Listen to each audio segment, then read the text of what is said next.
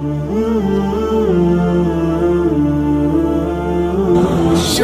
يا ربي شكرا هديت قلبي شكرا نورت دربي شكرا شكرا يا رب. Susah mengumpulkan orang sebanyak ini Bapak Ibu.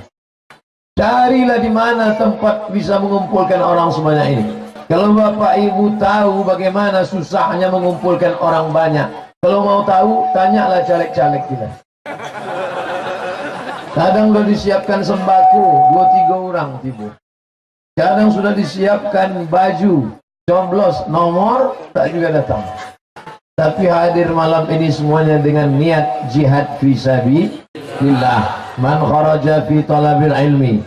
Siapa yang keluar rumah dengan niat menuntut ilmu fahuwa fisabilillah, maka dia sama seperti orang berjihad fisabilillah hatta yarji'a, sampai dia pulang ke rumahnya masing-masing.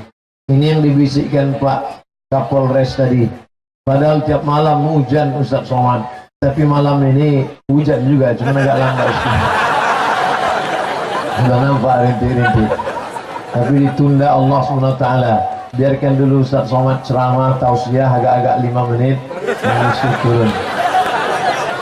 Malam ini kita buktikan kepada semesta alam bahwa orang tetap bisa datang pengajian. Yang katanya pengajian tidak ramai karena TV menyala di rumah. Yang paling berat jihadnya malam ini adalah ibu-ibu. Betul? Berapa sinetron tinggal? Yang paling berat godaannya malam ini bapak-bapak. Padahal sudah siap tim 4 orang yang sangat solid. J, 2, 3, sampai gaple. Malam ini kita liburkan dulu. Anak-anak muda sudah siap. Pacarnya sudah menelpon tadi sore. Yang nanti malam kita jalan ya. Ini kan weekend, besok libur. Tidak. Malam Sabtu ini kita ngaji. Sebentar aja jalan. Tidak. Pokoknya ngaji. Nanti habis ngaji baru kita jalan.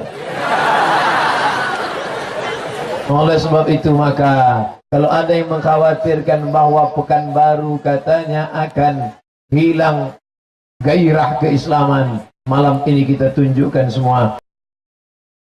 Syukran ya Rabbi.